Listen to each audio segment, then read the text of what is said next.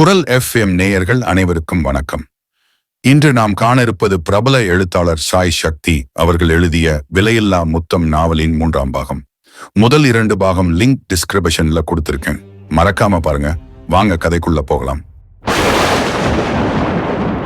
Mrs Madan என்ற வார்த்தையை கேட்டதும் மாரியின் முகத்தில் ஒரு பெருத்த ஏமாற்றம் வெளிப்பட்டது. என்ன மாரி, ஷாக் ஆயிட்டியா என்று மேனகா இதழோரத்தில் புன்னகையுடன் கேட்க மாரிக்கு என்ன சொல்வது என்று தெரியவில்லை. அப்போ நிஜமாவே மதனுக்கு கல்யாணமான விஷயம் உனக்கு தெரியாதா மாரி? தெரியாது. அவன் உன்கிட்ட சொல்ல மறந்துட்டானா இல்ல சொல்லாம மறைச்சிட்டானா? நீங்க சொல்லுது நிஜம்தானா? அட நம்பும்மா. மாரியின் முகத்தில் கேள்விக்குறி இன்னும் அகலாமல் இருக்க, சரி என்னை நம்ப வேண்டாம், நீயே பாரு என்று தன் செல்போனை எடுத்து அதில் தம்பதி சமேதனாக மதனும் அவளது தங்கையும் இருக்கும் புகைப்படத்தை காட்டினாள். அதில் மதனின் அருகே கழுத்தில் தாலியுடன் கூரைப்புடவையுடன் ஒரு அழகான இளம்பெண் நின்று கொண்டிருந்தாள். பார்க்க ஒரு சாயலில் மலையாள நடிகை பாவனா போல் இருந்தாள். மாரி அதைக் கண்ட அதிர்ச்சியில் இருக்க மேனகா ஓபன் பாருக்கு சென்று ஒரு கையில் வோட்காவும் மறுகையில் ஊற வைத்த ஆலிவ் கனிகளையும் கொண்டு வந்தாள். என்ன மாரி, நான் சொல்றதை இப்பவாச்சும் நம்புறியா என்று வோட்காவை சுவைத்தபடி மேனகா கேட்க அவள் ஆம் என்பது போல் தலையாட்டினாள். மாரி கண்கள் முழுக்க ஏமாற்றத்துடன் ஓப்பன் பாரில் இருந்த மதனை பார்க்க அவன் ஃபுல்லா ரெட்டியுடன் ஏதோ மும்முரமாக உரையாடி கொண்டிருந்தான். ஃபுல்லா ரெட்டி சார், எங்களை என்ன விஷயமா வர வச்சிருக்கீங்க? பார்ட்டி பண்றதுக்காக இது மட்டும் இல்லைன்னு தெரியுது என்று மதன் கேட்க, ஆமா மதன், சரிதான். உங்க கம்பெனியில 2 கோடி இன்வெஸ்ட் பண்ணினது வெறும் ஆரம்பம் மட்டும்தான். இப்போ அடுத்த அடி எடுத்து வைக்க ஆசைப்படுறேன். புரியல சார். என் பேர்ல என்னென்ன கம்பெனி இருக்குன்னு தெரியுமா மதன்? தெரியும் sir. Reddy minerals, Reddy laboratories, அப்புறம் ஆம்சா செராமிக்ஸ். கரெக்ட். அதோட டர்னர் ஓவர் எவ்வளவு தெரியுமா? எக்ஸாக்டா தெரியல, கிட்டத்தட்ட 200 கோடி இருக்கலாம். 236. ஓ, நான் ரொம்ப காலமா யோசிச்சுட்டே இருந்தேன். அதுக்கு இதுதான் சரியான நேரம்னு நினைக்கிறேன். மதன், எதை பத்தி சார் சொல்றீங்க? பிரைவேட் லிமிடெடா இருக்கிற என் கம்பெனியை பப்ளிக்கா மாத்தலாம்னு முடிவு பண்ணியிருக்கேன். You mean IPO? ஆமா, ஆனா அதை பத்தி எனக்கு பெருசா ஐடியா இல்ல. அதனாலதான் சப்ஜெக்ட் மேட்டர் எக்ஸ்பர்ட் கிட்டேயே கேட்டு தெரிஞ்சுக்கலாம்னு உங்களை வர சொன்னேன். IPO பத்தி என்ன தெரிஞ்சுக்கணும் சார்? எல்லாமே தெரிஞ்சுக்கணும். அடிப்படையிலிருந்து விளக்கமா சொல்லுங்களேன். அதுக்கு முன்னாடி இதோ இந்த ட்ரிங்கை எடுத்துக்கோங்க என்று பொன்னிற திரவம் போல் இருந்த அந்த அம்ருத் கிரீடி ஏஞ்சல்ஸ் விஸ்கியை ஒரு கண்ணாடி கோப்பையில் ஊற்றி அதில் 2 பனிக்கட்டிகளை மிதக்க விட்டு கொடுத்தான். மதன் அக்கோப்பையை வாங்கி அதன் நறுமணத்தை நன்கு நுகர்ந்த பின் ஒரு மடக்கு பருகினான்.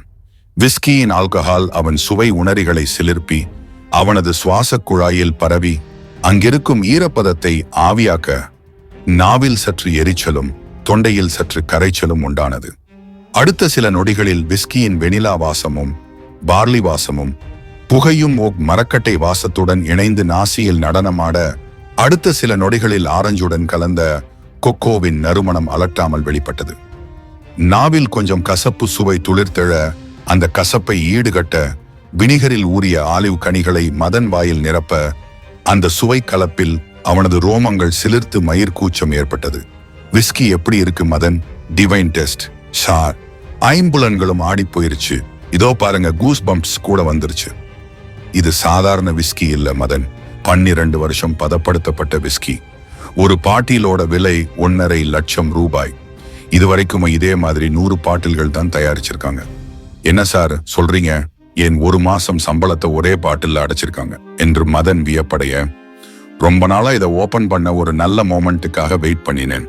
இன்னைக்கு தான் அது வந்தது. கமான், IPO பத்தி சொல்லுங்க மதன். IPO விரிவா சொன்னா இனிஷியல் பப்ளிக் ஆஃபரிங். ஒரு ஆளுகிட்ட மட்டும் இருக்கிற அல்லது ஒரு சில ஆளுங்க கிட்ட மட்டும் இருக்கிற ஒரு தனியார் கம்பெனியோட பங்குகளை பொதுமக்களுக்கு பிரிச்சு கொடுக்கறதுக்கு தான் IPOன்னு சொல்லுவாங்க. IPO புக்கு முன்னாடி பிரைவேட் லிமிடெடா இருக்கிற கம்பெனி IPOக்கு அப்புறம் பப்ளிக் கம்பெனியா மாறிடும். எந்த மாதிரி கம்பெனி எல்லாம் இந்த IPOக்கு அப்ளை பண்ணலாம்? காசு தேவைப்படுற எல்லா தனியார் கம்பெனியும் இதுக்கு அப்ளை பண்ணலாம். காசுக்கான காரணம் எதுவா வேணாலும் இருக்கலாம். புது பிசினஸ் ஆரம்பிக்க, ஏற்கனவே இருக்கிற பிசினஸை பெருசாக்க, இல்லைன்னா கம்பெனியோட கடனை அடைக்க, இப்ப என்ன காரணம் வேணாலும் இருக்கலாம். இதுல உங்களுக்கு என்ன காரணம்? என்கிட்ட புதுசா ஒரு பிசினஸ் ஐடியா இருக்கு. டேட்டா சென்டர் ஆரம்பிக்கலாம்னு இருக்கேன். டேட்டா சென்டரா? ஆமா, எங்க அண்ணன் பையன்தான் இந்த ஐடியாவை சொன்னான். நான் கூட முதல்ல இது வேலைக்கு ஆகாதுன்னு நினைச்சேன். ஆனா மார்க்கெட் அனாலிசிஸ் பண்ணுனதுக்கு அப்புறம் தான் அதோட ஒர்த் புரியுது. ஆமா சார், அமேசான், கூகுள், மெட்டான்னு எல்லாரும் இந்த மாதிரி டேட்டா சென்டர் மூலமா தான் இப்போ டேட்டாவை ஸ்டோர் செய்யறாங்க.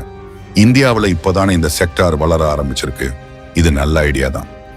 ஆமா, ஆனா கேபிட்டல் காஸ்ட் கிட்டத்தட்ட 80 கோடிக்கு மேல போகுது. அதுக்கு தான் இந்த ஐபிஓ. சூப்பர் சார், ஆனா 50 கோடி ரொம்ப கம்மியா இருக்கே. கம்மினா அவ்வளவு காசு ஐபிஓவில் கிடைக்காதுன்னு சொல்றீங்களா? ஐயோ சார், 50 கோடி எல்லாம் ஒரு பொருட்டே இல்ல. இப்போ ரீசெண்டா மாமா எர்த் கம்பெனி ஐபிஓ விலை வந்ததே, அதுல எவ்வளவு காசு பார்த்தாங்க தெரியுமா? தெரியலையே. 100 கோடி நஷ்டத்துல இருந்து அந்த கம்பெனி ஐபிஓ போட்டாங்க. அதுல அவங்களுக்கு வந்த காசு மட்டும் 1700 கோடி. ஆரம்பத்துல அந்த கம்பெனில வெறும் 75 லட்சம் இன்வெஸ்ட் பண்ணுன ஷில்பா ஷெட்டிக்கு ஒரே நாளில் 75 கோடிக்கு மேல ப்ராஃபிட் கிடைச்சது. That's the power of IPO. அதை கேட்ட புல்லா ரெட்டியின் கண்கள் பேராசையில் மின்னின. மதனுக்கு மது போதை ஏற, ரெட்டிக்கு பண போதை ஏற தொடங்கியது. நீங்க சொல்றது உண்மையா மதன்? ஐபிஓல அவ்வளவு பணம் பார்க்க முடியுமா? கண்டிப்பா. 100 கோடி நஷ்டத்துல இருந்த கம்பெனிக்கே அவ்வளவு காசு கிடைச்சா 100 கோடி லாபத்துல இருக்கிற உங்க கம்பெனிக்கு எவ்வளவு கிடைக்கும் என்று மதன் இன்னொரு மடக்கு விஸ்கியை பருகினான். இம்முறை கசப்புணர்வும் எரிச்சலும் குறைந்து விஸ்கி இலகுவாக இறங்கியது. அப்ப இத உடனே பண்ணலாம் மதன். நாளைக்கே ஐபிஓ அப்ளை பண்றதுக்கான வேலையை ஆரம்பிச்சிருங்க. இது ஒன்னும் ஸ்வீக்ல பிரியாணி ஆர்டர் மாதிரி உடனே எல்லாம் ஆர்டர் பண்ண முடியாது. ஏன்? இப்போ என் கம்பெனி 100 கோடி லாபத்துல இயங்குது. இதுதானே பப்ளிக்காக சரியான நேரம். ஐபிஓல ஷேர் பிரைஸை நியமிக்கிறது உங்க கம்பெனி சம்பாதிக்கிற லாபம் இல்ல, உங்க கம்பெனியோட ரெவென்யூ வருவாய் தான். அதனால முதல்ல உங்களுக்கு இப்போ இருக்கிற ரெவென்யூவை 2 மடங்கா பெருக்கணும். எப்படி? அதுக்கு பல வழிகள் இருக்கு. ஆனா அத பத்தி இன்னொரு நாளைக்கு பார்க்கலாம். எனக்கு போதை ஏற ஆரம்பிச்சிருச்சு. ஒழுங்கா டிரைவ் பண்ணிட்டு போகணும் என்று மதன் கடைசியாக ஒரு மடக்கு விஸ்கியை ஒரே மூச்சில் பருகினான். பின் தள்ளாடியபடியே மாரியின் அருகில் சென்று, போலாமா மாரி என்று கேட்க அவள் பதில் ஏதும் சொல்லாமல் இறுக்கமாக இருந்தாள். மாரி, உன் கிட்டதான், போலாம் வரியா? அவள் அவனை முறைத்தபடியே எழுந்து அங்கிருந்து வெளியே வெடுக்கென்று சென்றாள். என்னாச்சு இவளுக்கு? ஏன் இப்படி முறைச்சிட்டு போறா என்று மதன் மேனகாவிடம் கேட்க அவள் பதில் சொல்லாமல் நக்கலாக புன்னகைத்தாள். ஆனால் போதையில் இருந்த மதன் அதை கண்டுகொள்ளாமல் மாரியின் பின்னால் சென்றான். மாரி, மாரி நில்லு. எங்க போற? வீட்டுக்கு போறேன். மணி 10:45 தான் ஆகுது. ஆபீஸுக்கு வரலையா? இல்ல, எனக்கு தலைவலிக்குது. நான் வீட்டுக்கு போறேன். ஓ சரி வா, நானே உன்னை வீட்டுல டிராப் பண்றேன்.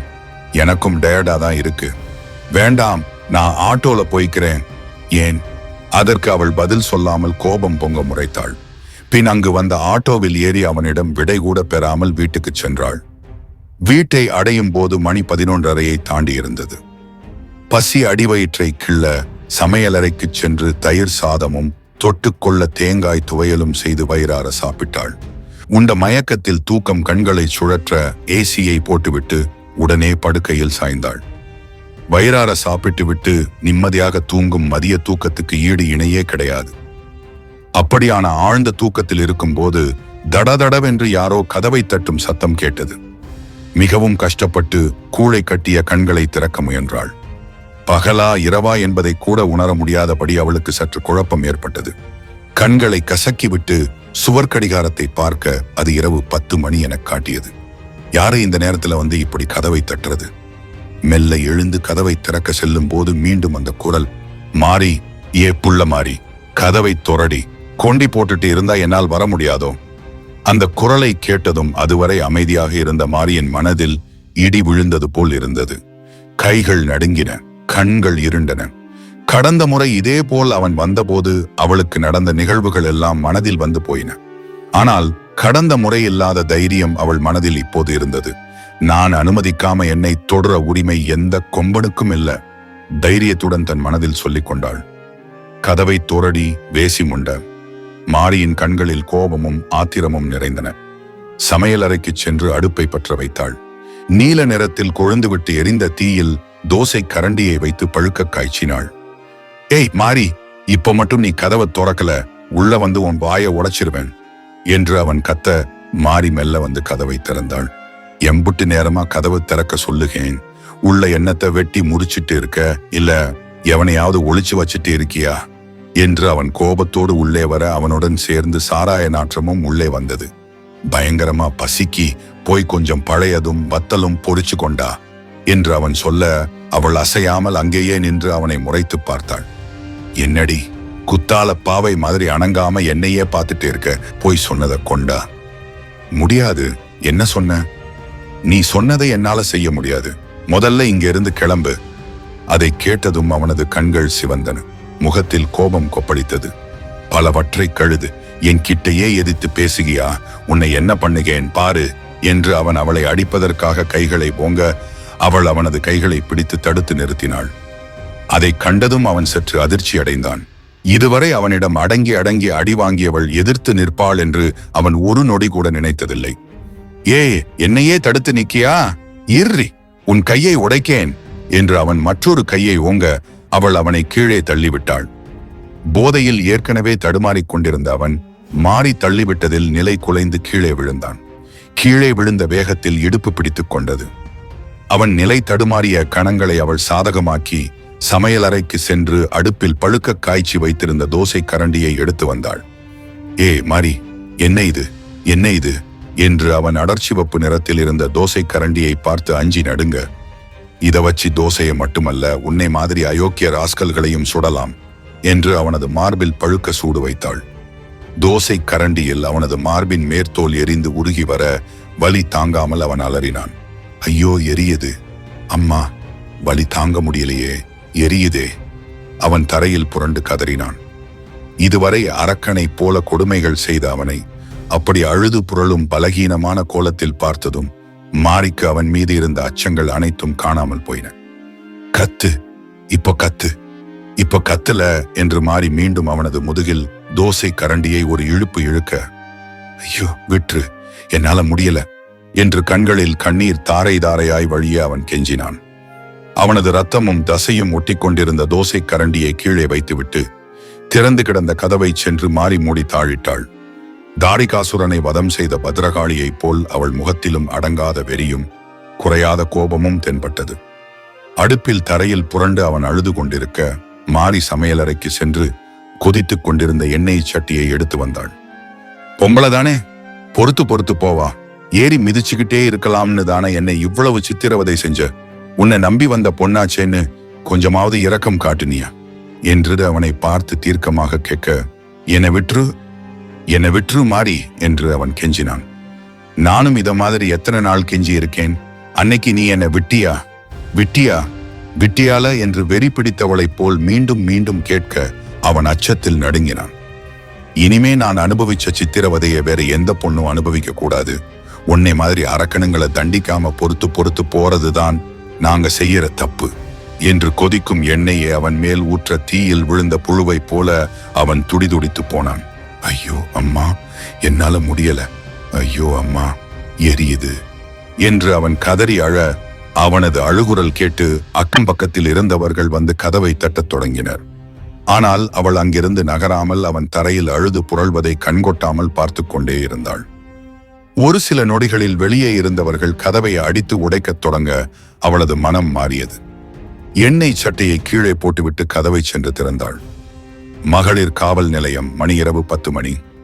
போலீஸ் ஸ்டேஷன் எந்தவித அணக்கமும் இல்லாமல் அமைதியாக இருக்க மாரி சிறையின் வெளியே இருந்த ஒரு விசுப்பலகையில் மௌனமாக அமர்ந்திருந்தாள். அன்றிரவு நடந்த வன்முறைகளை தாண்டியும் அவள் மனம் அச்சமின்றி அமைதியாக இருந்தது. அவள் அருகே இருந்த 40 வயது மதிக்கத்தக்க பெண்ணொருத்தி, கண்ணே கலைமானே கன்னி மயில் என கண்டேன் உனை நானே என்ற பாடலை சுருதி பிசகாமல் விசிலடித்துக் கொண்டிருந்தாள். அவளிடமிருந்து வந்த மல்லிகை சென்றின் மனம் மாரிக்கு தலைவலியை வரவழைத்தது. இன்னா கண்ணு, நைட்டியோட குந்திகின கீர, இன்னா கேஸ் என்று விசிலடிப்பதை நிறுத்தி அவள் கேட்க, டொமஸ்டிக் வயலன்ஸ் என்றாள் மாரி. அப்படின்னா குடும்ப வன்முறை. ஓ, புருஷன்காரன் அடிக்கிறானா? இல்ல, நான் தான் புருஷனை அடிச்சேன்.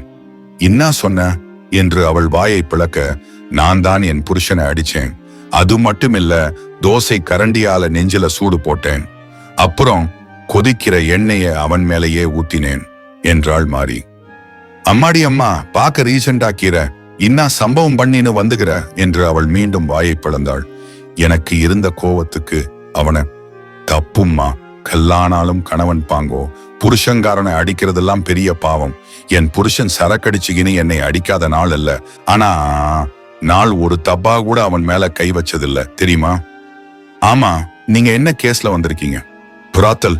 என்ன 2 காலேஜ் புள்ளிங்கோ பார்ட்டின்னு சொல்லி ஓயோவோ கோயாவோ அங்க கூட்டின்னு போனானுங்க. தண்ணிய போட்டுட்டு டான்ஸ் பாட்டுன்னு ஒரே கூத்து. நானும் வெயிட் பண்ணி பார்த்தேன், என்னைய கவனிப்பானுங்கன்னு பார்த்தா கடைசியில் அவனுங்களே பேஜாரா போச்சு. இதுல தமாசு என்னன்னா, போலீஸ் ரெய்டு வந்தப்ப அவனுங்க ஜூட் விட்டானுங்க. நான் மாட்டிக்கினேன். மாறி பெருமூச்சு விட்டபடியே விசுப்பலகையில் இருந்து எழுந்தாள். கலைந்து விழுந்த முடியை கொண்டையாக முடிந்து கொண்டாள். பசி வயிற்றை கிள்ள, தாகம் தொண்டையை வரட்டியது. அப்போது ஒரு பெண் போலீஸ் அங்கே வந்து, ஏ பொண்ணு, உன் பேரு மாறிதான் என்று கேட்க, ஆமா என்று சற்று சொன்னாள் தயக்கத்துடன். வா, இன்சம்மா கூப்பிடுறாங்க. மாறி அவளுடன் இன்ஸ்பெக்டர் அறைக்கு செல்ல, அங்கே மதன் ஒரு லாயருடன் நின்று கொண்டிருந்தான். வாமா, இதுல கையெழுத்து போடு, உனக்கு ஜாமீன் கிடைச்சிருக்கு என்று இன்ஸ்பெக்டர் சொல்ல, மாறி ஜாமீன் பத்திரத்தில் கையெழுத்து போட்டாள். தேங்க்ஸ் மேடம் என்று மதன் அவர்களை வணங்கி மாரியை தன்னுடன் அழைத்துச் சென்றான். காரில் செல்லும் போது இருவரும் ஒரு வார்த்தை கூட பேசவில்லை. மதனின் முகத்தில் ஒருவிதமான இறுக்கம் இருந்ததை மாரியால் உணர முடிந்தது. மாரியின் வீடு வந்ததும் மதனும் அவளுடன் அவள் வீட்டுக்குள் சென்றான். மாரி சோபாவின் சென்று அமர மதனும் அவள் அருகே சென்று அமர்ந்தான். மாரி ஊற்றிய எண்ணெய் இன்னும் தரையில் வழியாமல் இருந்தது. மாரிக்கு அன்றைக்கு நடந்தது கனவா நனவா என்பது போல் இருந்தது. தனக்கு அவ்வளவு தைரியம் இருந்ததை அவளாலேயே நம்ப முடியவில்லை. தேங்க்ஸ் மதன், போன் பண்ணுன உடனே என்ன ஏதுன்னு கேட்காம எனக்கு உடனே உதவி செஞ்சதுக்கு என்று மாரி சொல்ல, ஏன் இப்படி பண்ணன மாரி என்று சற்று கோபத்துடன் கேட்டான் மதன். என்ன மன்னிச்சிடு, எனக்கு கல்யாணமானதை மறைச்சது தப்புதான். உனக்கு கல்யாணமானது எனக்கு தெரியாதுன்னு நினைச்சியா? நீ நம்ம டீம்ல சேர்ந்த முதல் நாளே தெரியும். உன் ரெஸ்யூம்லயே இருந்தது அது. பட் உனக்கு இப்படி ஒரு பிரச்சனை இருக்குன்னு ஏன் சொல்லல? மாறி அதற்கு பதில் சொல்லாமல் அமைதியாக இருக்க, உன்ன மாதிரி ஒரு பொண்ணு பொண்டாட்டியா கிடைக்குதே வரம், ஒரு உன்னை எப்படி அடிக்க அவனுக்கு மனசு வந்துச்சு? மதன், எனக்கு உன் நிலைமை நல்லா புரியுது மாறி. நானும் உன் நிலைமையில இருந்திருக்கேன். என் வாழ்க்கையில நான் மறக்க நினைக்கிற கருப்பு நாட்கள் என்றான் மதன். அவனது கண்கள் சற்று கசிந்திருந்தன. குரல் சற்று உடைந்தது. கைகளில் சற்று நடுக்கம் தென்பட்டது. கொஞ்சம் ரிச்சான குடும்ப பொண்ணுன்னு என் சுதந்திரக்காரங்களா பார்த்து அவளை எனக்கு கல்யாணம் பண்ணி வச்சாங்க. ஆனா அவளுக்கு ஒரு கெட்ட பழக்கம் இருந்ததை என்கிட்ட இருந்து அவங்க மறைச்சிட்டாங்க. அவ குடிக்காதனாலே இல்ல, நானும் அவளை திருத்த எவ்வளவோ முயற்சி செஞ்சேன். ஆனா அவ கொஞ்சம் கூட திருந்தல. பிரெக்னண்டா இருக்கும் போது கூட 3 மாச கர்ப்பம் கலைஞ்சு போச்சு என்று சொல்லும் போது அவனது குரல் மேலும் உடைந்தது. கண்களில் இருந்து தாரை தாரையாய் கண்ணீர் வழிந்தது. சோகம் தாங்காமல் அவன் தளர்ந்து போக மாறி அவனது கைகளை ஆறுதலாக பிடித்தாள். அதே படகில் பயணித்த அவளுக்கு அவனது சோகத்தில் மனம் இறங்கியது. அவனுக்கு ஆறுதல் அளிக்கும் விதமாக அவனை தான் தோள்களில் சாய்த்தபடி அவனை மெதுவாக வருடினாள். அடுத்த சில நொடிகளில் வருடல் இறுக்கமாக சோகம் குறைந்து மோகம் பிறந்தது. சில நாட்களுக்கு பின் வீட்டு வாசலில் ஊபர் கார் வந்து நிற்க கைத்தாங்களாக சுந்தரியை இறக்கிவிட்டு மாறியும் இறங்கினாள். வீட்டுக்குள் வந்ததும் சுந்தரியை சோஃபாவில் அமர வைத்துவிட்டு சமையலறைக்கு சென்று கொஞ்சம் உப்பு, புளி, காய்ந்த மிளகாய் ஆகியவற்றை எடுத்து வந்து, ஊரு கண்ணு, உறவு கண்ணு, நாய் கண்ணு, நரி கண்ணு, நல்ல கண்ணு, நொல்ல கண்ணு, கண்ட கண்ணு, கரிச்சு கொட்டும், எல்லா கண்ணும், கண்ட பிணி தொலையட்டும், கடுகு போல வெடிக்கட்டும், நல்லதெல்லாம் நடக்கட்டும், நலமுடனே வாழட்டும் என்று பாடியபடியே சுந்தரிக்கு திருஷ்டி கழித்தாள் மாறி. சரி பைய எந்திச்சுக்கோ, உன்னை பிடிச்ச திருஷ்டி எல்லாம் இன்னையோட போச்சு, இனிமே எல்லாம் சுபம்தான். கண் திருஷ்டி போகும், காலை பிடிச்ச சனி போகுமா? ஏன்டி இப்படி நெகட்டிவா பேசுக, இனிமே எல்லாம் நல்லதாதான் நடக்கும், பி பாசிட்டிவ் என்று மாறி நம்பிக்கையுடன் கூற சுந்தரி எதுவும் சொல்லாமல் சோபாவில் கால் நீட்டி படுத்தாள். அவள் இன்னும் முழுதாக சரியாகவில்லை என்பது அவளது உடல் அசைவிலும் முகக்கலையிலும் தெளிவாக தெரிந்தது. உடல் ரீதியாக பாதித்ததை விடவும் மிக அதிகமாக அவள் மன ரீதியாக பாதித்திருந்தாள். சாப்பிடுகியா? ஏதாவது ரொட்டியும் கடுங்காப்பியும் கொண்டு வரட்டா? ஐயோ வேண்டாம், அந்த ஆஸ்பத்திரியில ரொட்டி தின்னு தின்னு என் நாக்கே செத்து போச்சு, ஏதாச்சும் காரசாரமா பண்ணு. தீயல் குழம்பும் பூசணிக்காய் கூட்டும் வைக்கியா? புண்ணாற வரைக்கும் கொஞ்ச நாளைக்கு உப்பு உரைப்பு அதிகம் எடுக்க கூடாதுன்னு டாக்டர் சொன்னாங்கல்ல. சரி, அட்லீஸ்ட் கொஞ்சம் மீன் குழம்பாச்சும் வைக்கியா? ஊஹும், மீன் தின்னா புண்ணுல ஊறல் வரும். வேற என்னதான் திங்க்? ரொட்டியும் பாலும் தான் இப்போதைக்கு என்று சமையலறைக்கு சென்று 2 ரொட்டியும் ஒரு குவளை பாலும் கொண்டு வந்து அவளை அருந்தச் செய்தாள். சரி, நான் போய் கிளம்புகிறேன். ஆபீஸுக்கு போகணும். வண்டி வர நேரமாச்சு. வண்டியா? எந்த வண்டி? என்னோட மேனேஜர் மதன் இருக்கார்ல, அவரோட கார் தான் என்று மாறி சொல்லும் போது அவளது இதழ்களில் தவழ்ந்த புன்னகையை சுந்தரி கவனித்தாள். என்னடி வாயெல்லாம் புன்னகையா இருக்கு? எனக்கு தெரியாம என்னவோ சீன் நடக்கா என்று சுந்தரி கேட்க அதற்கு பதில் சொல்லாமல் மாறி புன்னகையால் சமாளித்தாள்.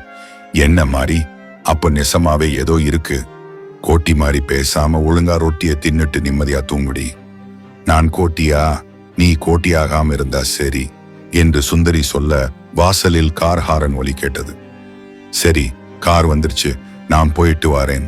சம்பளத்துல தயிர் சோறு வச்சிருக்கேன், மதியானத்துக்கு சாப்பிடு, மாத்திரையை மறக்காம சாப்பிடு என்று ஓட்டமும் நடையுமாக சென்று உடையை மாற்றிவிட்டு காரை நோக்கி ஓடினாள் மாறி. என்னப்பா, ரொம்ப நேரம் வெயிட் பண்ணிட்டு இருந்தியா? சாரி என்று காருக்குள் வந்ததும் மாறி சொல்ல, எதுக்கு சாரி எல்லாம்? நோ ப்ராப்ளம் என்று புன்னகைத்தான் மதன். சுந்தரியை இப்பதான் ஆஸ்பத்திரியிலிருந்து டிஸ்சார்ஜ் பண்ணி கூட்டிட்டு வந்தேன், அதான் கொஞ்சம் லேட். அவ எப்படி இருக்கா? ஃபுல்லா ரிகவர் ஆயிட்டாளா? என்னத்த சொல்ல, வெளிக்காயம் ஏகதேசம் மாறிடுச்சு. ஆனா அந்த கொடூர சம்பவத்தால் ஏற்பட்ட மனக்காயம் இன்னும் மாறல. தூக்க மாத்திரை இல்லாம அவளால தூங்க முடியல. அந்த சம்பவம் திரும்ப திரும்ப நினைவுல வந்து அவளை பாடாப்படுத்துது. கேக்குறதுக்கே ரொம்ப கஷ்டமா இருக்கு. நீ வேணும்னா ஒரு 2 நாள் லீவ் போட்டுட்டு அவ கூட இருந்து பாத்துக்கோயேன். வேண்டாம், ஏற்கனவே நிறைய லீவ் போட்டாச்சு. இனிமே எல்ஓபி லாஸ் ஆஃப் பே. கையில 10 காசு இல்ல. சம்பளத்துல ₹1 குறைஞ்சாலும் ரொம்ப கஷ்டமாயிடும். நான் வேணும்னா ஒரு 10,000 ரூபாய் போதும். மதன், நீங்க இதுவரைக்கும் செஞ்சதையே என்னால திருப்பி கொடுக்க முடியுமான்னு தெரியல. என்னோட ஜாமீனுக்கே 30,000 ரூபாய் செலவு செஞ்சிருக்கீங்க. அதற்கு மேல் அவளை வற்புறுத்த மதனுக்கு மனம் வரவில்லை. சரி, கிளம்பலாமா என்று மாறி கேட்க, கிளம்பலாம், ஆனா அதுக்கு முன்னாடி ஒரு விஷயம் பண்ணணும் என்றான் மதன். என்ன விஷயம்? அது வந்து என்று மாரியின் கன்னத்தில் நச்சென்று ஒரு இஸ் கொடுத்தான். அவனது இதழ்கள் பதிந்ததும் மாரியின் கன்னத்தில் வெட்கம் படர்ந்தது. சரி, இப்ப போகலாமா என்று மாறி வெட்கம் கலந்த புன்னகையுடன் கூற மதன் காரை கிளப்பி அலுவலகத்தை நோக்கி விரைந்தான். அலுவலகத்தை அடைந்ததும் இருவரும் ஒன்றாக சேர்ந்து உள்ளே வர அனைவரின் கண்களும் அந்த ஜோடியின் மீதே பதிந்தன. குறிப்பாக மேனகா மாரியை பார்த்து ஒரு நமட்டு சிரிப்பு சிரிக்க மாரிக்கு அது சற்று அசௌகரியத்தை ஏற்படுத்தியது. மாரி, கான்பரன்ஸ் ரூமுக்கு மேனகாவை கூட்டிட்டு வா, ஃபுல் அரட்டி சார் வந்திருக்காரு, குவிக் மீட்டிங் என்று சொல்ல மாரி சென்று மேனகாவை கூட்டுரையாடல் அறைக்கு அழைத்து வந்தாள். வாங்க மாரி, வாங்க மேனகா என்று அவர்களை கண்டதும் ஃபுல்லா ரெட்டி தங்கப்பல் தெரிய புன்னகைத்தான். வாங்க சார், எங்கேயோ வெளியூர் போனதா உங்க பிஏ சொன்னாங்க. ஆமா, கைலாஷ் போயிட்டு வந்தேன். கொஞ்ச நாளா மனசுக்குள்ள நிறைய குழப்பங்கள் இருந்துச்சு. கைலாஷ் போயிட்டு வந்தப்புறம் தான் எல்லாம் தெளிவாச்சு. சொல்லுங்க மதன், ஐபிஓ வேலையெல்லாம் எப்படி போயிட்டு இருக்கு? கான்ட்ராக்ட் சைன் பண்ணிட்டா வேலையை ஆரம்பிச்சிடலாம். வர புதன்கிழமை அக்ஷய திருதியை நாள் ரொம்ப நல்லா இருக்கு, அன்னைக்கு சைன் பண்ணிடுவோம். Super sir. கேட்கணும்னு நினைச்சேன். என்னோட காம்பெட்டர் ஆம்பிளி மினரல்ஸ் கம்பெனியோட ஷேர் விலை இன்னைக்கு 200 ரூபாய் கிட்ட இருக்கு. என் கம்பெனியோட ஷேர் கிட்டத்தட்ட அதுக்கு ஈக்குவலா இருக்குமா? அதை கணிக்கிறது ரொம்ப கஷ்டம் சார். ஏன்? மதன் சில நொடிகள் பதில் சொல்லாமல் ஆழ்ந்து சிந்தித்தான். பின், நீங்க முதலா வாங்கின காரை எவ்வளவு விலை கொடுத்து வாங்குனீங்க என்று ரெட்டியிடம் கேட்டான். காலேஜ் படிக்கும் போது கார் ஓட்ட கத்துக்கணும்னு அம்மா கிட்ட ரொம்ப அடம் பிடிச்சேன். அம்மா கார் வாங்கி கொடுக்கல, ஆனா அவங்க 3வது ஹஸ்பண்ட் தான் வாங்கி கொடுத்தாரு. மாருதி ஆல்டோ 800. அப்போ அதோட விலை 3 லட்சம் ரூபாய். இன்னும் அந்த கார் என் கிட்ட தான் இருக்கு. Super sir. அன்னைக்கு 3 லட்சத்துக்கு வாங்கின அந்த காரோட மதிப்பு இப்போ இன்னைய தேதிக்கு என்ன இருக்கும்? என்ன மிஞ்சி போனா 1 லட்சம் இருக்கலாம். அப்போ நான் இன்னைக்கு 1 லட்சம் ரூபாய் விலை கொடுத்தா அந்த காரை எனக்கு கொடுப்பீங்களா? நோ, கண்டிப்பா மாட்டேன். அந்த கார் என்னோட லக்கி சார்ம். அந்த கார் வந்தப்புறம் தான் எனக்கு நிறைய நல்லது நடந்திருக்கு. அதனால அது எனக்கு பெரிய சென்டிமெண்ட். சரி, அப்போ உங்க காரோட சென்டிமெண்டல் வேல்யூ எவ்வளவு? அதை எப்படி சொல்ல முடியும்? பட் கண்டிப்பா 1 லட்சம் இல்ல, அதை விட பல மடங்கு அதிகம். எக்ஸாக்ட்லி அதே மாதிரி தான் ஒரு வேல்யூவும்.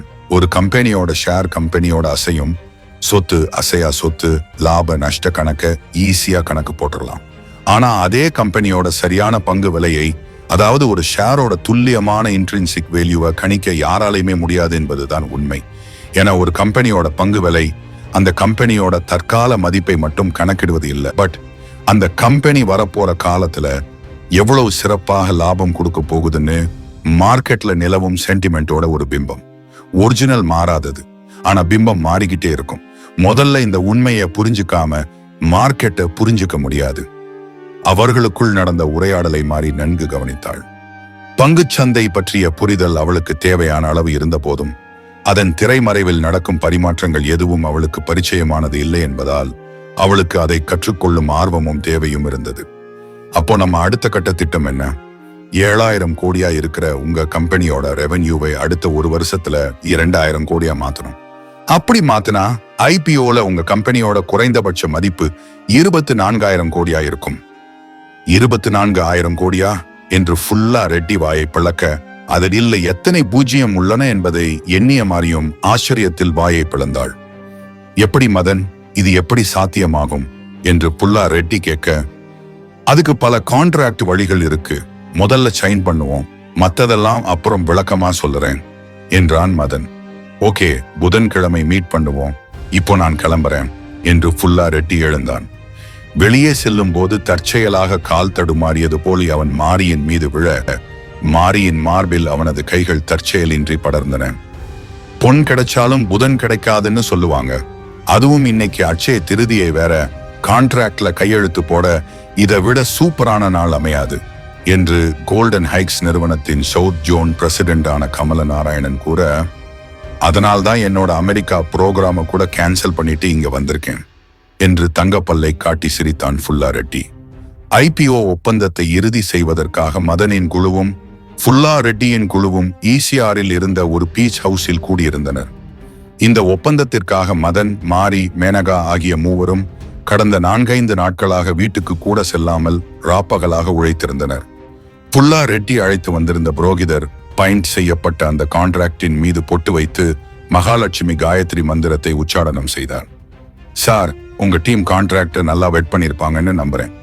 த மோஸ்ட் இம்பார்ட்டன்ட் ஆஸ்பெக்ட் எங்க கமிஷன் என்று கமல நாராயணன் சொல்ல, 6% மார்க்கெட்ல விசாரிச்சு பார்த்தேன். 6% ரொம்ப அதிகம்னு தெரிஞ்சது. ஆனாலும் உங்க டீம் மேல உள்ள நம்பிக்கையில தான் இதை ஒத்துக்கிட்டேன். 20,000 கோடி தான் உங்க target, not a single penny less என்றான் ரெட்டி. கண்டிப்பா என்று கமல நாராயணன் ஒரு போலி புன்னகையுடன் கூற, ஃபுல்லா ரெட்டி அந்த கான்ட்ராக்டில் கையெழுத்து போட்டான். அதை தொடர்ந்து கமல நாராயணனும் அதில் கையெழுத்து போட, அந்த ஒப்பந்தத்தை பதிவு செய்வதற்காக அவர்களின் வக்கீல்கள் அதை எடுத்துச் சென்றனர். சரி சார், இனிமே மேற்படி விஷயங்களை மதனும் அவரோட டீமும் உங்களுக்கு விளக்கமா சொல்லுவாங்க, நான் கிளம்புறேன் என்று கமல நாராயணன் கூற, இருங்க சார், நம்ம டீலை செலிப்ரேட் பண்ண பார்ட்டி ஒன்னு ஏற்பாடு பண்ணியிருக்கேன், நீங்க கண்டிப்பா கலந்துக்கணும். அச்சச்சோ, பார்ட்டி எல்லாம் வேண்டாம் சார், ஆத்துல பூஜை ஒன்னு இருக்கும், டைமுக்கு போகலனா என் ஆத்துக்காரி வீட்டை 2ஆக்கிடுவா என்று அவர் மெதுவாக கூட்டத்தில் இருந்து ஜகா வாங்க, மற்றவர்கள் அனைவரும் அங்கிருந்து கிளம்பி வெளியே இருந்த நீச்சல் குளம் முன் சென்றனர். மதன், இன்னையிலிருந்து ஐபிஓ முடிகிற வரைக்கும் உங்க டீம் மெம்பர்ஸ் எல்லாருமே உங்க ப்ராஜெக்ட்ல மட்டும்தான் டெடிகேட்டடா ஒர்க் பண்ணணும், வேற எந்த டைவர்ஷனும் இருக்கக்கூடாது, இது என்னோட ஸ்ட்ரிக்ட் ஆர்டர் என்று ரெட்டி சொல்ல, கண்டிப்பா சார் என்றான் மதன். அதுவும் மாதிரி இந்த ப்ராஜெக்ட்ல கண்டிப்பா என் கூடவே இருக்கணும், I like the vibe with her. என்ன மாதிரி, நான் சொல்றது ரைட்டா என்று மாரியை பார்த்தபடி அவன் கேட்க, அவன் ஒரு அசவுகரிய புன்னகையை பதிலாக தந்தாள். பின்னர் அவளது தலை முதல் கால் வரை அவளை கூனி குறுகும்படியாக அவள் மீது விரகப் பார்வையை பதித்தான். முதல் முறை பார்த்தபோது ஒரு மாதிரியா இருந்த, ஆனா இப்ப பார்க்க வேற மாதிரியா ஆயிட்டு இருக்கியே மாதிரி. என்ன சொல்றீங்க? அதான் முதல்ல வந்தப்ப கிராமத்து கெட்டப்ல இருந்த, இப்ப கொஞ்சம் கொஞ்சமா சிட்டி பொண்ணாவே மாறிட்டு வர, இதுவும் ஒரு மாதிரி நல்லாஸ்தான் இருக்கு. சார், நம்ம ப்ராஜெக்ட் பத்தி பேசலாமா? வேல்யூவேஷன் எக்ஸ்பான்ஷன் சீரீஸ் பத்தி பேசணும் என்று மாறி வெடுக்கென்று சொல்ல, செல் மாறி, முதல்ல செலிப்ரேஷன், அப்புறம் தான் பிசினஸ் என்று தன் பாக்கெட்டில் இருந்து ஒரு டப்பாவை வெளியே எடுத்தான். போன இமயமலைக்கு வாரம் போயிருந்தேன்ல, அங்க நித்திய பர்வதம்னு ஒரு இடம் இருக்கு, கண்ணு கெட்டின தூரம் வரைக்கும் வெள்ள வெளேர்னு பனியும், காது கெட்டுற தூரம் வரைக்கும் ஓங்கார ஒளியும் மட்டும்தான் அங்க இருக்கும். சொன்னா நம்ப மாட்டீங்க, அங்க பல வருஷமா முனிவர்களும் சாதுக்களும் தவம் செஞ்சுட்டே இருப்பாங்க. ஆனா அவங்க யாருக்கும் ஒரு நரை முடி கூட இருக்காது. நிஜமாவா என்று மேனகா ஆச்சரியத்துடன் கேட்க, ஆமா, அந்த இடத்துல இருக்கிற வரைக்கும் நமக்கு வயசே ஆகாதுன்னு சொல்றாங்க. அது மட்டுமல்ல, அங்க இருக்கிற வரைக்கும் பசியும் தாகமும் இருக்கவே இருக்காது என்றான் ரெட்டி. ஆனால் மேனகா அதை நம்பியதாக தெரியவில்லை. என்ன சார், எங்களுக்கு தெரியாதுன்னு சும்மா புருடா விடுறீங்களா? இதெல்லாம் நம்புற மாதிரி இல்லையே. எப்படி ஒரு மனுஷனால சாப்பிடாம தண்ணி குடிக்காம இருக்க முடியும்?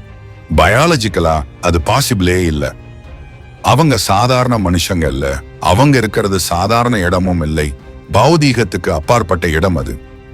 அப்போ நிஜமாவே அவங்க எதுவுமே சாப்பிட மாட்டாங்களா? சாப்பிடுவாங்க. தவம் கலையும் போது மட்டுமே சாப்பிடுவாங்க என்று கையில் இருந்த பெட்டியை திறந்து காட்டினான். என்ன இது? இது பேரு ஆகாய துளசி. நித்திய பர்வதத்துல மட்டுமே வளரக்கூடிய ஒரு அபூர்வ வகை தாவரம். அவ்வளவு சீக்கிரமா யாரு கையிலையும் சிக்காது. ஆனா எனக்கு கிடைச்சது என்னோட பெரும் பாக்கியம். இந்த நல்ல நேரத்துல இதை உங்க கூட பகிர்ந்துக்க ஆசைப்படுகிறேன். எடுத்துக்கோங்க என்று ரெட்டி சொல்ல, மதன், மாரி மற்றும் மேனகா மூவரும் ஒவ்வொரு இலையை எடுத்து நாவில் வைத்தனர். நாவில் வைத்த மறுகணம் அந்த இலை காற்றை போல் கரைந்து தொண்டையில் இறங்கி வயிற்றில் கலக்க, நரம்புகளுக்குள் ஐஸ் வாட்டர் புகுந்ததைப் போல உடலில் குளிர் மிகுந்து அதீத நடுக்கம் ஏற்பட்டது. ரெட்டி சொன்னதற்கு ஏற்றாற் போல ஒரு சில நொடிகளில் வயிறு நிறைந்ததை போன்ற உணர்வு ஏற்பட்டது. தொண்டையிலும் ஈரம் நிறைந்து தாகம் தணிந்ததைப் போல இருந்தது. அப்போது மாரியின் செல்லுக்கு சுந்தரியிடமிருந்து, சீக்கிரம் வீட்டுக்கு வா மாரி, பிளீஸ் என்ற குறுஞ்செய்தி வர, சாரி காய்ஸ், நான் கிளம்புறேன் என்றாள். நோ, நான் சொல்ற வரைக்கும் இன்னைக்கு நீங்க யாரும் போகக்கூடாது. டுடே இஸ் மை ட்ரீட் என்று ரெட்டி திண்ணமாக கூற, என்னாச்சு மாரி, ஏதாச்சும் பிரச்சனையா என்று அவள் அருகே வந்து கேட்டான் மதன். சுந்தரி வர சொல்றா. என்ன விஷயம்? Any issue? நான் 4-5 நாளா வீட்டு பக்கம் போகல, அதான் லோன்லியா ஃபீல் பண்றா போல. ஓ, ஒரு 10 நிமிஷம் மட்டும் இரு, சாப்பிட்டு போகலாம், நானே வீட்டுக்கு கொண்டு வந்து விடுறேன் என்று மதன் சொல்ல, வாவ், இப்படி ஒரு மேனேஜர் கிடைக்க நீங்க கொடுத்து வச்சிருக்கணும் மாரி. எவ்வளவு அன்பு, எவ்வளவு அக்கறை உங்க மேல் என்றான் ரெட்டி நக்கலாக. அவன் சொன்னது மாரிக்கு பிடிக்கவில்லை என்றாலும் சமாளிப்பதற்காக லேசாக புன்னகைத்தாள். மதன், அப்போவே கேட்கணும்னு நினைச்சேன். என் கம்பெனிக்கு எதுக்கு திடீர்னு பிராண்ட் அம்பாசிடர் போட சொல்றீங்க? மாமா எர்த்ன்னு ஒரு கம்பெனி இருக்கு, கேள்விப்பட்டிருப்பீங்களா? ஆமா, ஷில்பா ஷெட்டி கூட அந்த விளம்பரத்தில் நடிச்சிருப்பாங்களே. ஆமா சார், அவங்க வெறும் விளம்பரம் மட்டும் பண்ணல, அவங்க ஒரு brand ambassador and early investor. வெறும் 5 கோடிக்கு மட்டும் அவங்க செஞ்ச இன்வெஸ்ட்மெண்ட் IPO முடிஞ்சதும் 55 கோடி ஆயிடுச்சு. வாட், நிஜமாவா? ஆமா, மாமா எர்த் ஃபாலோ பண்ணணும் அதே டெக்னிக்கை தான் நம்மளும் ஃபாலோ பண்ணணும். எப்படி? உங்களுக்கு பிராண்ட் அம்பாசிடரா ஒரு பெரிய பிரபலத்தை நியமிக்கணும். சினிமா நடிகரா இருந்தா இன்னும் பெட்டர். ஊருக்கு ஊர் அவங்க முகம், அதுக்கு பக்கத்துல உங்க கம்பெனி பேரும் உள்ள ஹோர்டிங்ஸ் வைக்கிறோம். டிவி, யூடியூப், இன்ஸ்டாகிராம்னு எதை திறந்தாலும் அடுத்த 1 வருஷத்துக்கு அவங்க நடிச்ச உங்க கம்பெனி விளம்பரம் தான் இருக்கணும். அதுல ஒரு சிக்கல் இருக்குல்ல மதன் என்று மாறி அவனை இடைமறிக்க, என்ன சிக்கல் என்றான் மதன். விளம்பரம் அதிகமானா விற்பனை அதிகமாகும். ஆனா அந்த விற்பனையை ஈடு கட்டும் அளவுக்கு ரெட்டி மினரல்ஸ்ல உற்பத்தி திறன் இருக்கணும்ல. டிமாண்டுக்கு ஏற்ப சப்ளை பண்ண முடியலனா? குட் கேள்வி மாறி, எனக்கும் அதான் தோணுச்சு என்று ரெட்டி அவளிடம் பல்லை காட்டினான். அதுக்குதான் நம்ம ஆங்கர் இன்வெஸ்டர்ஸ் கிட்ட ஃபண்ட் திரட்ட போறோம். கிட்டத்தட்ட 1000 கோடி. அது மூலமா ப்ரொடக்ஷனை எக்ஸ்பாண்ட் பண்றோம். அவ்வளவு பணம் எப்படி கிடைக்கும் என்று மாறி கேட்க, அதுக்காக பல FII, DII, வெளிநாட்டு மற்றும் உள்நாட்டு பெருமுதலீட்டு நிறுவனங்கள் கிட்ட கமல நாராயணன் சார் கான்டாக்ட் பண்ணுவாரு. அப்போது மாரிக்கு கொஞ்சம் கொஞ்சமாக உடல் இலகுவானது போல் இருந்தது. கால்கள் தரையில் ஊன்றாமல் காற்றில் மிதப்பதைப் போல இருந்தது. கண்களின் ஒளி பெருகியது. செவியின் கூர்மை அதிகமானது. நாவின் சுவை உணர்வு மழுங்கியது. மனதில் இனம் புரியாத ஒரு நிம்மதியும் அமைதியும் சூழ்வதை உணர முடிந்தது. ஒருவேளை இதெல்லாம் அந்த ஆகாய துளசியின் விளைவா? அவள் மனதில் அந்த கேள்வி எழுந்தது. மீண்டும் அவளது செல்போனில் சுந்தரியின் இருந்து அழைப்பு வர, ப்ளீஸ் மாரி, கீப் யுவர் போன் டவுன் என்றான் ரெட்டி. மாரி அழைப்பை ஏற்காமல் துண்டித்து சைலண்ட் மோடில் போட்டாள். அவளது அருகில் இருந்த மேனகா தலையை தொங்கவிட்டபடி இருந்தாள். மேனகா, என்ன ஆச்சு? ஆர் யூ ஓகே என்று மாறி கேட்க, ஓகே இல்ல double okay. I am in ecstasy. I feel like flying. நான் போகிறேன் மேலே மேலே என்று பாடத் தொடங்கினாள். ரெட்டி கொடுத்த அந்த ஆகாய துளசியோட எஃபெக்ட் தான் நினைக்கிறேன் மேனகா. ஏதோ போதை மருந்து சாப்பிட்ட மாதிரி இருக்கு எனக்கு. கஞ்சா, ரம், ஜின், விஸ்கி, மெத், கோக், அபின், ஓபியம், இப்படி எல்லா போதையையும் நான் அனுபவிச்சிருக்கேன்.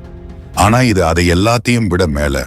சொல்ல போனா இது போதையே இல்லை, இது ஒரு பேரின்பம் என்று அவள் எழுந்து நிற்க, அவன் அணிந்திருந்த ஷிப்பான் புடவையின் முந்தானை விழுந்து அவளது மார்பகக்கோடு தெரிந்தது. மாறி அவளை தாங்க முயன்றாள். ஆனால் அவளது உடல் அவள் சொல்வதை கேட்காமல் தள்ளாடியது. மேனகா தடுமாறி கீழே விழ ரெட்டி வந்து அவளை தாங்கி பிடித்தான்.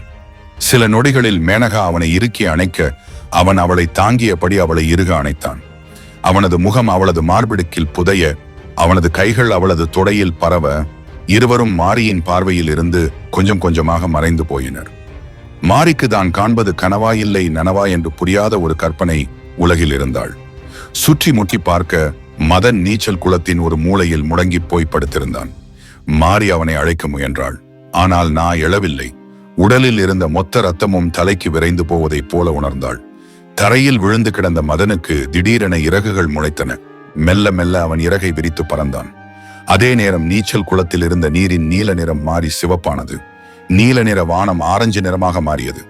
கற்பனைக்கும் நிஜத்துக்குமான எல்லைக்கோடு வேகமாக கரைந்தது. கொஞ்சம் கொஞ்சமாக நிஜ உலகில் இருந்து விலகிய மாறி முழுமையாக அந்த கனவுலகில் புகுந்து மறைந்தாள். அந்த நிலையில் இருக்கும் போது அவளுக்கு கனவு கூட வரவில்லை. எதுவுமே இல்லாத அமைதி நிலை அது. கிட்டத்தட்ட இறப்புக்கு சமமான நிலை அது. எத்தனை நிமிஷங்கள் அல்லது மணி நேரங்கள் அல்லது எத்தனை நாட்கள் அந்த நிலையில் இருந்தாள் என்று தெரியவில்லை. ஆனால் விடாமல் தொடர்ந்து அலறிய அவளது செல்போன் அவளை அந்நிலையில் இருந்து மீண்டும் நனவுக்கு திருப்பியது. கண்களை கூட திறக்க முடியவில்லை. மாரிக்கு நான் வறண்டு போயிருந்தது. இதுவரை அவள் உணர்ந்திராத ஒரு அதீத தாகம் எடுத்தது.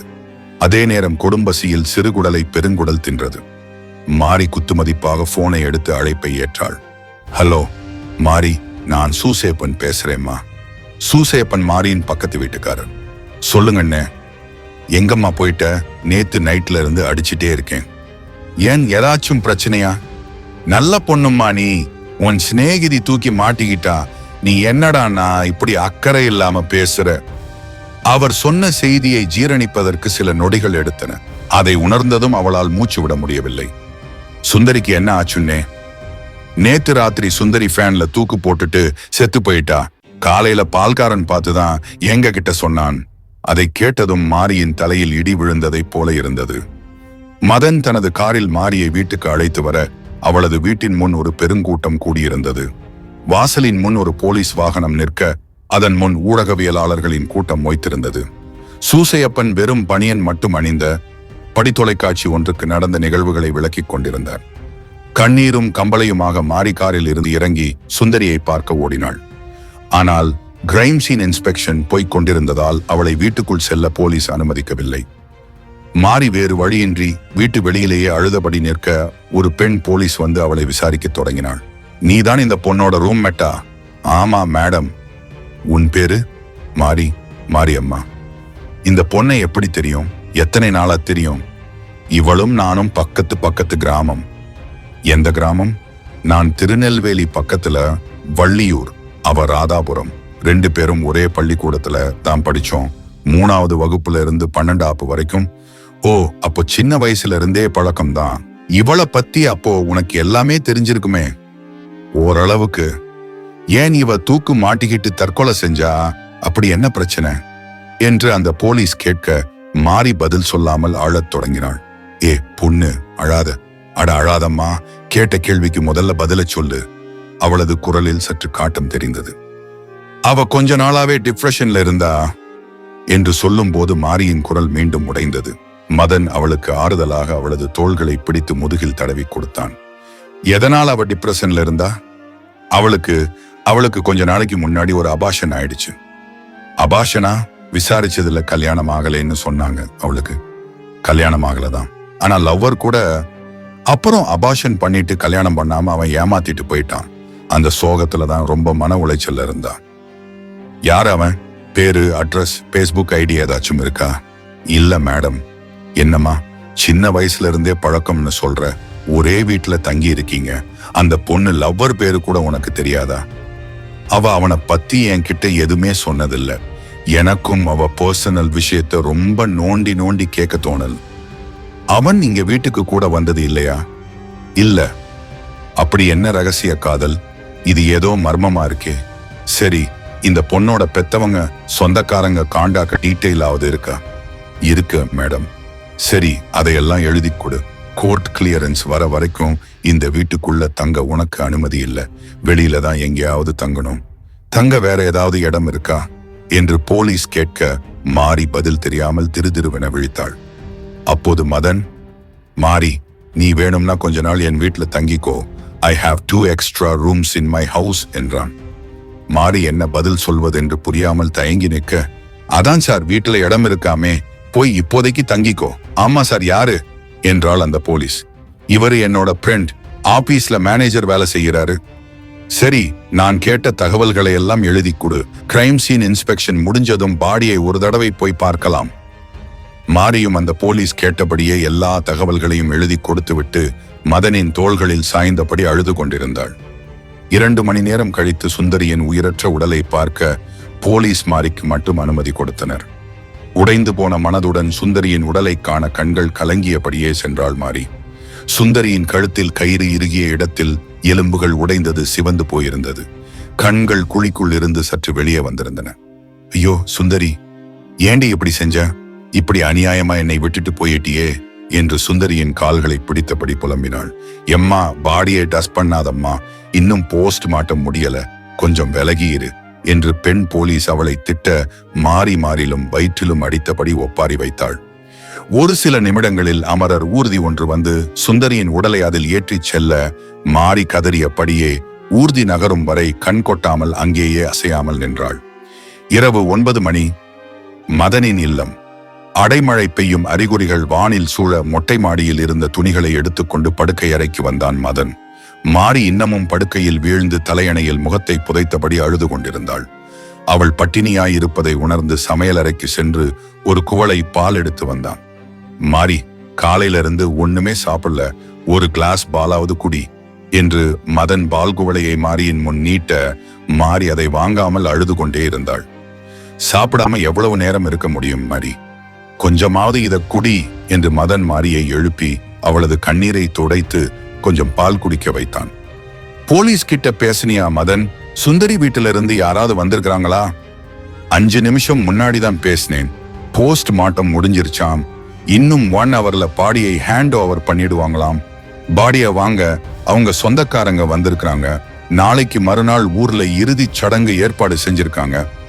அதை கேட்டதும் மாறி மீண்டும் கதறி ஆழத் தொடங்கினாள். ஐயோ சுந்தரி, எனக்கு இருந்த ஒரே உண்மையான சப்போர்ட் நீதான். நீயும் போய் சேர்ந்துட்டியே. மாரியை எப்படி சமாதானம் செய்வதென்றே மதனுக்கு தெரியவில்லை. என்னாலதான் சுந்தரிக்கு இப்படி ஆச்சு மதன். அவ கால் பண்ணும்போது நான் அட்டென்ட் பண்ணி இருக்கணும். நான் மட்டும் அவகிட்ட பேசி இருந்தேன்னா அவ கண்டிப்பா இப்படி பண்ணிருக்க மாட்டா. பண்ணிருக்க விட மாட்டேன். எல்லா தப்பும் என் மேலதான் என்று மாறி மனம் உடைய, மாறி ப்ளீஸ், நீயாவே ஏதோ நினைச்சிட்டு கில் ட்ரிப்புக்கு போகாதே. நீ வேணும்னு எதுவும் பண்ணல, இதுக்கு நீ காரணம் இல்ல, அதனால கொஞ்சம் ரிலாக்ஸ் ஆகு என்று மதன் அவளை தேற்ற முயன்றான். இல்ல மதன், நான் ஒரு ராசி கெட்டவ. பிறந்தப்பவே பெத்தவளை முழுங்குனேன். அப்புறம் கட்டுனவனும் உருப்படாம போயிட்டான். என் கூட வாழ்ந்த பாவத்துக்கு சுந்தரியும் செத்து போயிட்டா. நான் ஒரு விடியா மூஞ்சி. ஐயோ மாறி, அப்படியெல்லாம் ஒண்ணுமே இல்ல.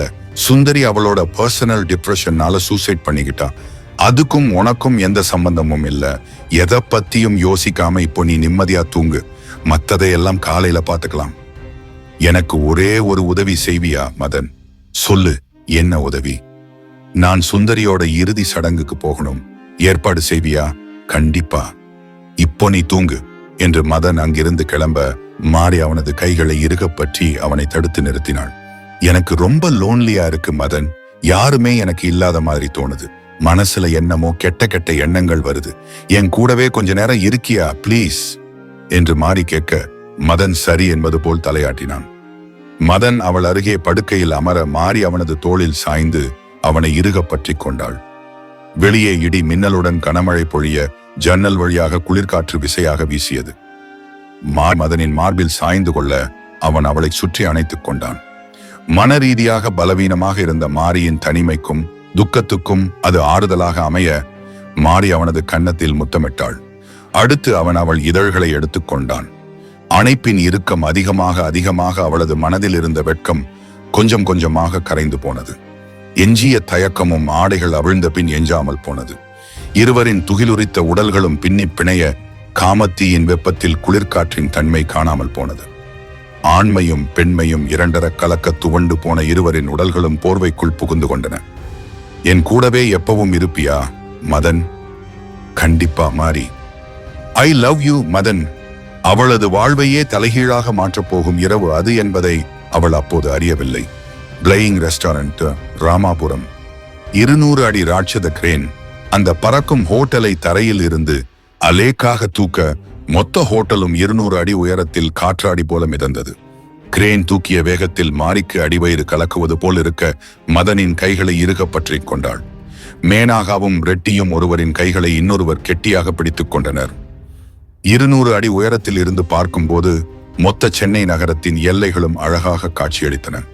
காற்றின் வேகத்தில் மாரியின் கூந்தல் அலைக்கழிய அதை சுற்றி ஹைபன் போட்டுக் கொண்டாள். இப்படி இருக்கும்னு தெரிஞ்சிருந்தா நான் சத்தியமா வந்திருக்க மாட்டேன்.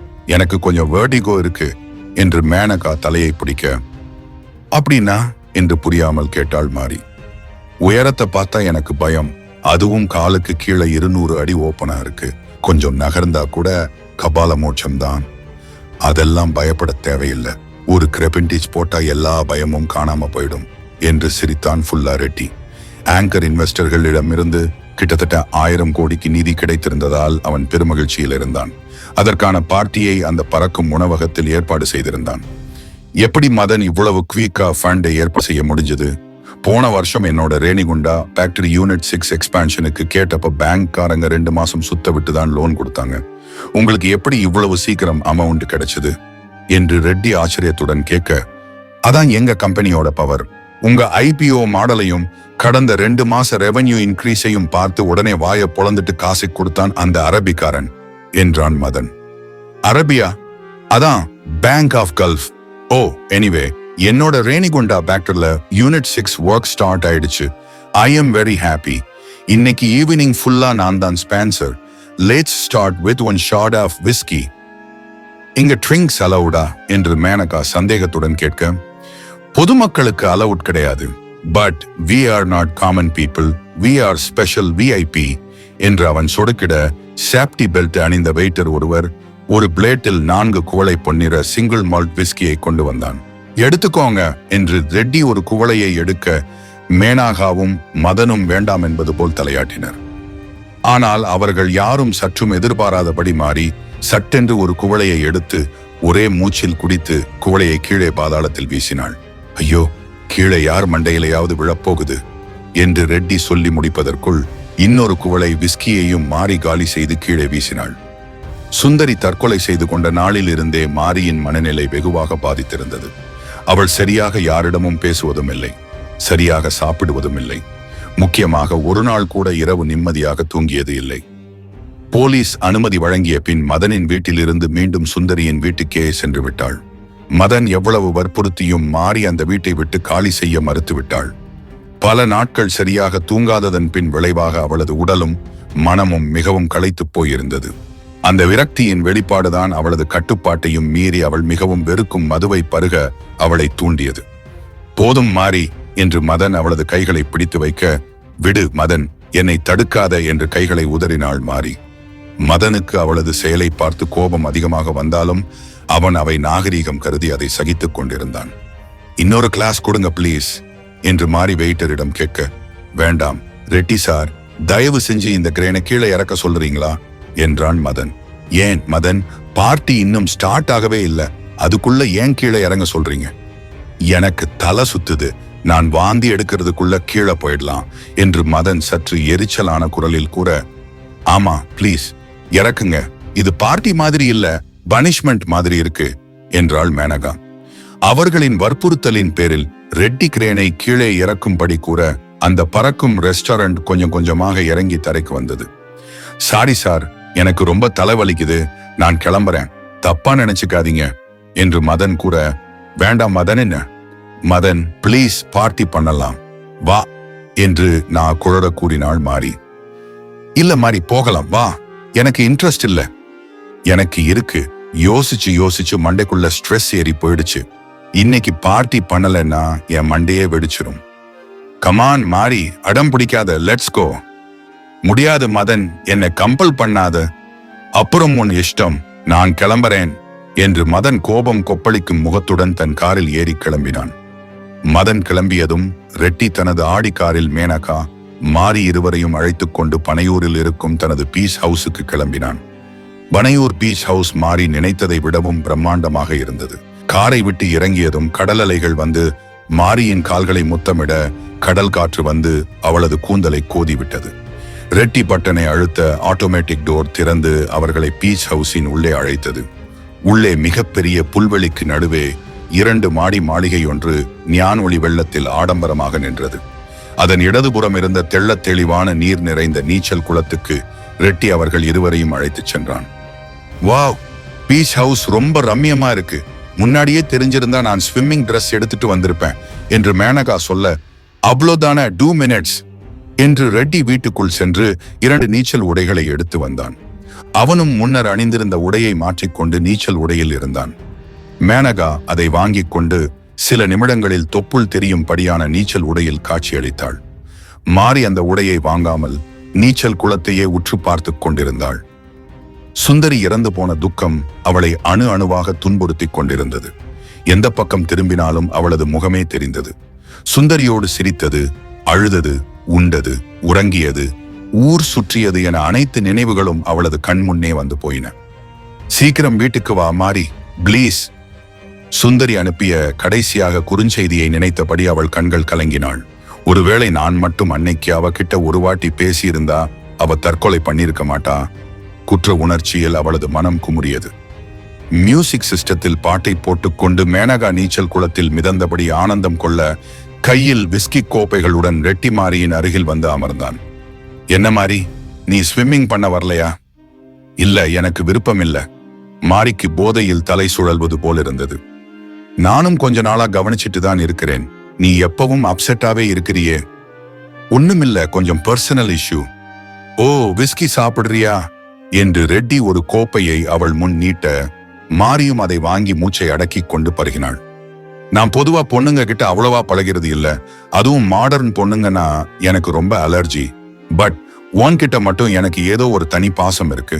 உன்னோட traditional looks, dusky skin, long hair, சிரிக்கும் போது கன்னத்துல விழுற குழி, வறட்சி இல்லாம கொள்குள்னு இருக்கிற உடம்பு என்று மாரியின் அருகில் நெருங்கினான். அந்த மதன், அவன் ஏன் எப்பவும் உருன்னு எரிஞ்சு விழுறான்? உனக்கும் அவனுக்கும் ஏதாச்சும் பிரச்சனையா மாரி? அப்படியெல்லாம் ஒண்ணும் இல்லையே. அப்புறம் என்ன பிரச்சனை உனக்கு? ஏதாவது ஃபினான்ஷியல் ப்ராப்ளமா? நான் இருக்கேன் உனக்கு. எதுவா இருந்தாலும் என் கிட்ட ஓப்பனா பேசலாம். எதுவும் பிரச்சனை இல்லை சார். கமான் மாரி, என் கிட்ட சொல்ல என்ன தயக்கம் என்று மெதுவாக அவளது தொடையில் கை வைத்து தடவினான். போதை ஒரு புறம், அச்சம் ஒரு புறம். மாரியை நகர விடாமல் தடுக்க அவளது கையறு நிலையை சாதகமாக பயன்படுத்த நினைத்த ரெட்டி அவளது ஆடைகளை அத்துமீறி அவளது அந்தரங்கங்களை ஆட்கொள்ள முயல, மாரி, இங்க என்ன பண்ற? எந்திரி வா என்று மேனகா அங்கு வந்து கத்தினாள். அவள் வந்ததும் ரெட்டி சுதாரித்துக் கொண்டு கைகளை விலக்கிக் கொண்டான். என்ன மாரி, இங்கே உட்கார்ந்துட்டு இருக்க? Come on, let's jump in the pool என்று மேனகா மாரியின் கைகளை பிடித்து இழுக்க, இல்லை, எனக்கு பாத்ரூம் போகணும் என்று கைகளை உதறிவிட்டு பாத்ரூமை நோக்கி விரைந்தாள். பழகாத போதையின் காரணமாக குமட்டிக் கொண்டு வர பாத்ரூம் சின்கில் வாந்தி எடுக்கத் தொடங்கினாள். வாந்தியுடன் சேர்ந்து அழுகையும் பீரிட்டுக் கொண்டு வர துவண்டு போய் பாத்ரூம் தரையிலேயே தலை சாய்ந்து படுத்தாள். எவ்வளவு நேரம் அப்படியே படுத்தாள் என்பது தெரியவில்லை. மேனகா வந்து கதவை தட்டி அவளை அழைக்க வேறு வழியில்லாமல் எழுந்து முகத்தை கழுவினாள். முகத்தை துடைக்க நாப்கின் பேப்பர் இல்லாததால் அங்கு இருந்த கப்போர்டை திறந்து தேடினாள். ஆனால் அந்த கப்போர்டில் அவள் கண்ட அந்த பொருள், அதை கண்டவுடன் அவளது மொத்த உலகமும் தலைகீழாக சுழல்வதைப் போல இருந்தது.